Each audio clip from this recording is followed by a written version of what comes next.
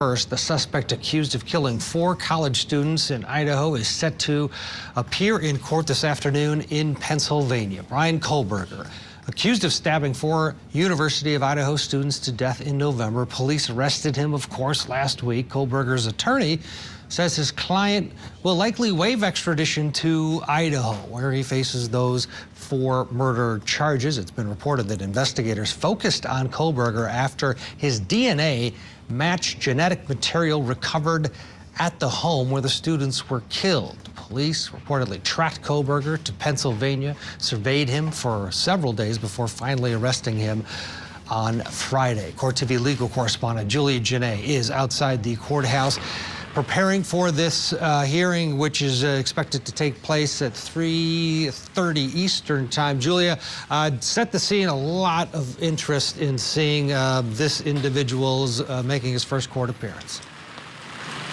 So much attention, Ted. It's a frigid day. It's raining, but that has not stopped the onslaught of attention that has descended on Stroudsburg, Pennsylvania. We're all here in front of the Monroe County Courthouse, and there is a large line of media outlets and cameras that are awaiting that 3:30 p.m. hearing. There's also a lot of security here. We've been told that they are not going to release how or when or what entrance this defendant is going to be coming inside of the courthouse, and they've blocked off multiple roads around this downtown, a small downtown that's only about a handful of blocks each way. But you can see that it's disrupting things in this town as they await this high-profile proceeding that's happening inside of the courtroom. We are expecting that this defendant is going to be here in person, not remotely.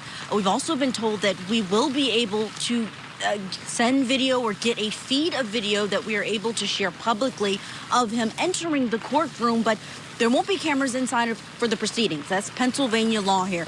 And again, behind me, there are trooper cars everywhere. The Pennsylvania State Police are the ones who were involved in apprehending this suspect, and now we're going to hear what we expect is going to be a pretty short hearing. Just moments ago, I noticed the chief public defender, Jason Labar. He passed right by me going into the courthouse. He's the one that's going to be representing this defendant in the proceeding here in Pennsylvania. Take a listen to what he had to say when interviewed about the hearing.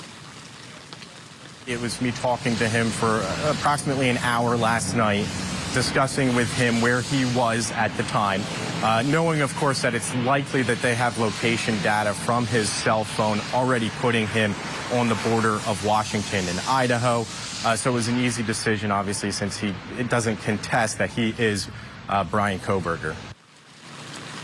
We don't know if he's going to be saying anything in terms of this suspect or whether he's going to let his attorney do the talking and he will be signing those extradition papers. But of course, we will be inside and looking, Ted, to see if there's anyone that's going to be there representing him, as far as family or friends, if there are people who are here from Idaho that are going to be watching this proceeding in a courtroom that holds 200. And we also obtained this statement from Attorney Labar on behalf of Kohberger's family. They had this to say about this case. First and foremost, we care deeply for the 4 families who have lost their precious children.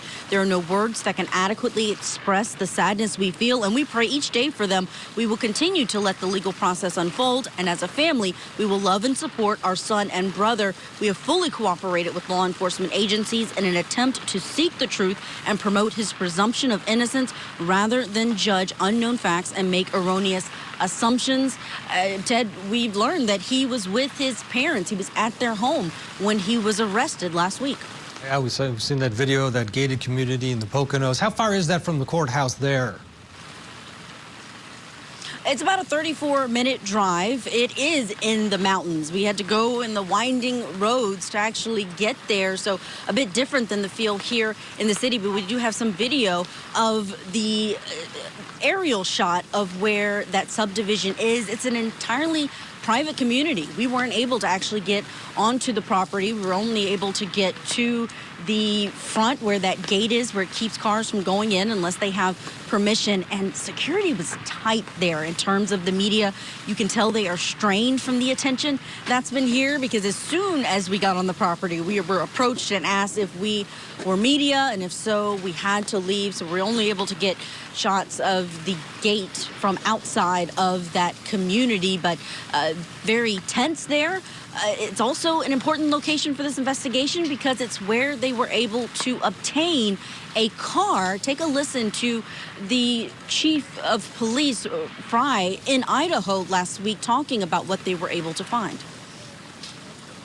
We are still looking for all pieces of evidence, but we are still looking for the weapon. And I will say that we have found an Elantra. They found that Elantra on that property, and as far as we know, it is still here, but perhaps we will learn in a press conference that's going to happen after this hearing more about this investigation and where it goes, now that we expect that this defendant will be sent back to Idaho soon. Kohberger, of course, a PhD student, is just his first semester completed at Washington State University, which is only 10 minutes away from where the murders took place in Idaho. It's on the far eastern border of Washington State. But most of his education was there, where you are, in Pennsylvania. What have you learned?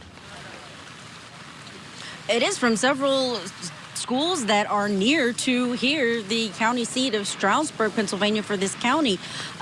We did go by DeSales University because that's where he received not only his bachelor's in psychology, but also his master's in criminal justice. And that criminal justice background is something that's got a lot of attention, most notably because of a study that's been circulating, one that seems to be attributed to this defendant. It had his name on it, and this school has confirmed that he was a criminal justice major at their school. And here's a look at what we were able to find on this school's website. It's been taken down, but it was archived, where he was looking for, a person named Bryan Kohberger was looking for people to participate, asking them to detail their most recent criminal offense, whether they were caught or not. And if you weren't charged, convicted, or incarcerated for your crime, you still may participate in this research. It's something that seemed to circulate on Reddit.